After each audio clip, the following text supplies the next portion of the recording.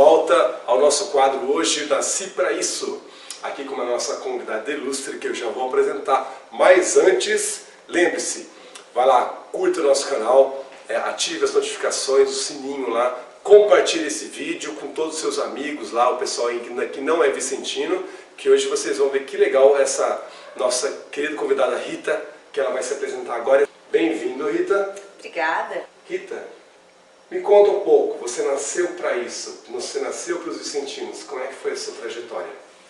Bom, eu sempre participei lá do meu conselho particular, que é do Jardim da Granja, né? Porque eu nasci lá. E é interessante que, assim, às vezes a gente entende só depois a trajetória nossa, como vicentino, né?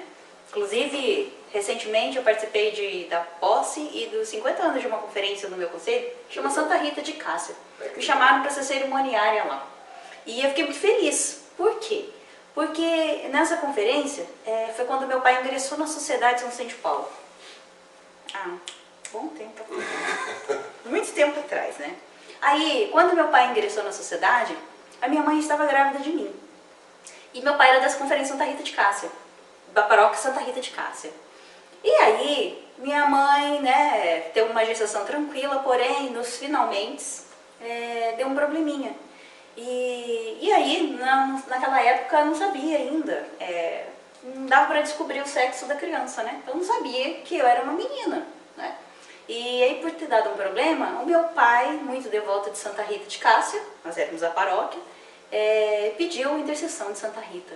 E se nascesse uma menina, o nome dela ia ser Rita de Cássia. E assim aconteceu, né? Tudo deu certo, graças a Deus. De uma certa forma, eu devo, pela intercessão de Santa Rita, eu devo a minha vida. Então já começa aí, né? A minha história. E aí minha mãe não pertencia à sociedade. Depois a minha mãe entrou. E aí, com 6 anos de idade, quando eu tinha 6 anos, eu comecei a acompanhar a minha mãe na conferência dela. Peraí, Welder, aí você vai pensar assim, foi nessa época então que você descobriu que você nasceu para isso? Não foi. Interessante isso. Com 6 anos fui. E aí fui, sem parar, porque até hoje, né? Fui sendo vicentina. Só que quando a gente tá na conferência da mãe da gente, a gente não é muito cobrado, porque a gente se esconde atrás da mãe, né? Achei engraçado isso, é interessante isso. E quando eu terminei a 8ª série, eu fui fazer o colegial. E aí eu precisei estudar à noite, e a conferência era segunda-feira, às 7 horas da noite. E aí, como eu estudava à noite, precisei arrumar uma conferência durante o final de semana para participar. Eu entrei na conferência São João Bosco, que era sábado. Lá eu descobri realmente que eu tinha vocação para ser vicentina. Porque lá eu era cobrada. Lá eu tinha que fazer realmente tudo aquilo que eu aprendi com os meus pais, com a minha mãe e na outra conferência. Aí nesse momento você estava com quantos anos? 14? 14 anos. 14 anos. Isso. E foi muito interessante porque eu fui desenvolvendo tudo aquilo que eu tinha aprendido em formação, nas visitas que eu ia com a minha mãe, né, com o pessoal da conferência, tudo que a gente fazia de vicentino junto com a minha mãe, eu comecei a aplicar sozinha, né, de certa forma, na conferência São João Bosco. E aí, não demorou muito, na próxima eleição, quando eu entrei, eu fui eleita presidente da conferência São João Bosco. Caramba, e eu não era proclamada.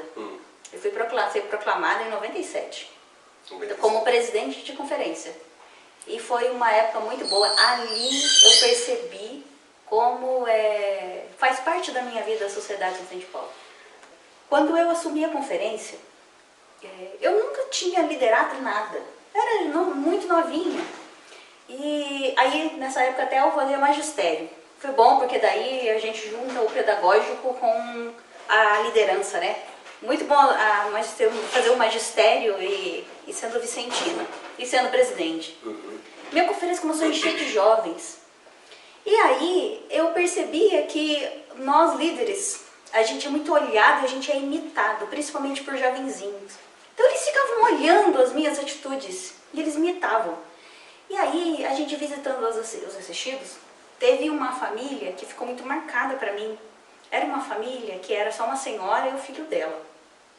A casa onde ela morava era uma casa muito humilde e ela não limpava a casa, ela não tinha muita higiene, né? E e a gente entrava lá e os jovenzinhos iam comigo. A gente entrava e eu sentia que eles não tinham experiência de entrar na casa, numa casa suja, né, com um cheiro mau, né? E a gente estava acostumado. E aí eles espelhavam a gente, né? E meus irmãos, os outros argentinos que já fazia tempo que estavam lá. E aí eu fui percebendo que eles desenvolveram isso também, eles começaram a aprender. E eu comecei a observar, nossa, ninguém reclama de ir lá. Porque não era fácil, gente. Vocês sabem, né? A gente que é vicentino sabe como é que é. Sim. E aí, tanto é que eles entraram na conferência, os assistidos entraram na nossa conferência, nós tivemos que remanejá-los para outra conferência, porque eles gostaram tanto da nossa, que a gente ia lá visitar muitas vezes, ela e o filho dela. E aí, no fim das contas, essa assistida passou para outra conferência. E ela virou membro da minha conferência, né? A partir dali, Helder, que eu senti que realmente eu já estava envolvida com aquilo era o que eu queria mesmo. E na liderança também, como que eu comecei a prestar atenção nas minhas atitudes. Esse tempo como presidente da São João Bosco, eu aprendi muito e descobri verdadeiramente minha vocação vicentina. Tanto é que eu fui proclamada na gestão, fizeram até errado, né?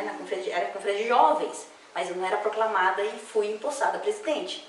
Mas no decorrer dos 3 anos, eu fui proclamada vicentina. Uhum. Fez a formação, certinho? Fiz muitas formações, escolinha de antigamente, fiz muitas. Estou fazendo até hoje, né?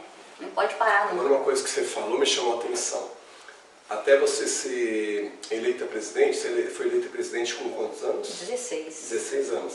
Você começou com 6. Mais ou menos aí para os 6 anos, né? Ou seja, você quando entrou para ser presidente, só com 16 anos, você era adolescente ainda, você já tinha 10 anos de caminhada. Sim. Você já provavelmente sabia bem mais naquele momento do que o pessoal, por exemplo, adulto, que estivesse entrando na sociedade lá. Sim. Pelo menos do dia a dia, de como é que funcionava tudo, né? Sim. Ou seja, vale a pena a gente investir desde cedo nas crianças, né? Vale muito a pena.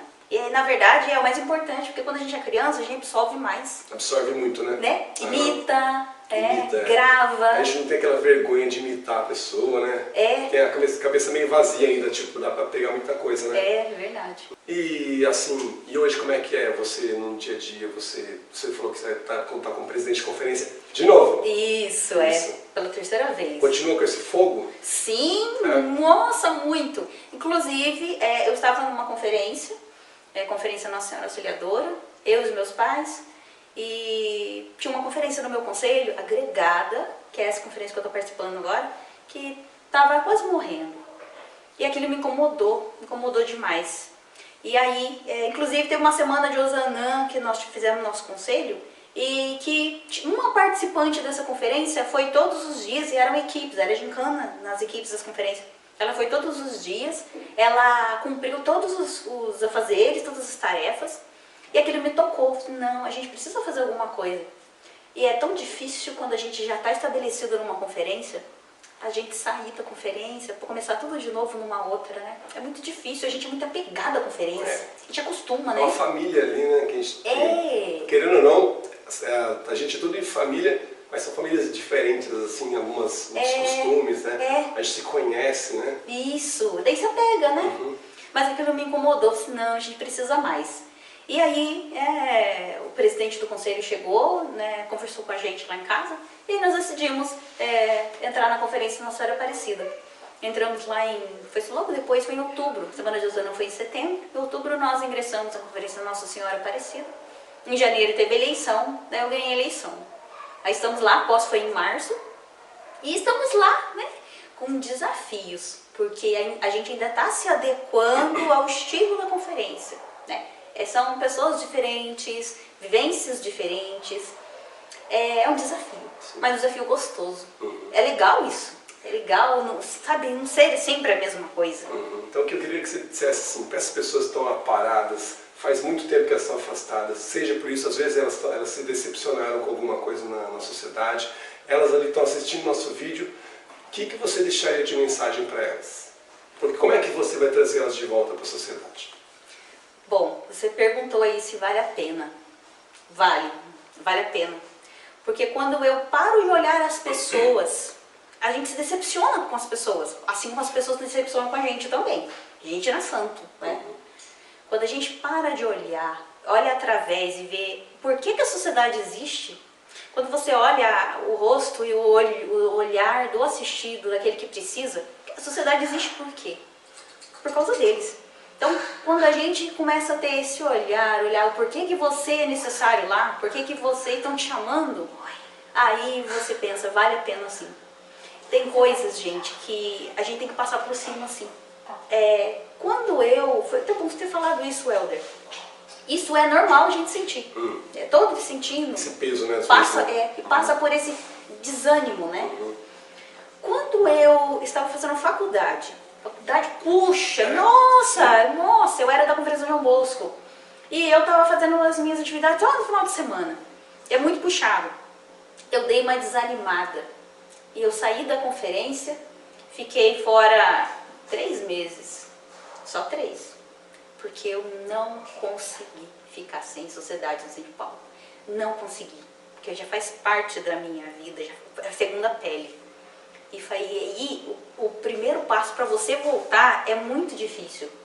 Então, você tem que falar assim, eu vou. Tem que pensar. Se você pensar, você não faz. É igual levantar de manhã, 5 horas da manhã, para ir na academia ou trabalhar. Você está na sua cama quentinha nesse frio. Você não pode pensar, tem que levantar e ir. Se pensar, você não faz. Sim. Então, não olhe as pessoas. Olhe o porquê. Deixa pra lá as coisas ruins que aconteceram. Pensa assim, eu também posso ter feito mal pra alguém, ter sido mal interpretado. Acontece. E as pessoas têm tanta caridade para conosco. Nossa, quantas pessoas que eu já falei coisas assim que às vezes as pessoas não gostaram. E elas me aceitaram. Poxa, né? E por que não eu fazer assim com os outros também? Se tem caridade para comigo, eu tenho que ter caridade para com o outro também. Sim. Então, dê o primeiro passo. É um desafio. Eu desafio vocês. Você aí que tá fora. Viu? Aceita o desafio, hein? Vale a pena. Vale. É legal. Rita, muito obrigado por esse nosso papo aqui. Eu acho que foi bem gostoso, né? Pessoal, que eu me senti inspirado, espero que você também tenha se sentido inspirado. Não liga, minha voz hoje está meio difícil aqui, mas tudo bem, sem problema. Vocês me entendem em casa. Muito bom ter você aqui. A gente quer que você volte muitas outras vezes. Foi muito gostoso o nosso papo. Pessoal, não se inscreve então lá de curtir o vídeo, se inscrever no canal, compartilhar o vídeo, deixa sua mensagem, sua dúvida aqui embaixo que depois a gente pode responder para você. Tá legal? Se tiver um recadinho para mandar para Rita, pedir para gravar outros vídeos, fica à vontade. Rita, dá um tchauzinho pro pessoal. Tchau, obrigada a oportunidade e obrigado, Ela. Foi um prazer estar aqui, viu? Nada. Beijo, galera. Até mais. Tchau.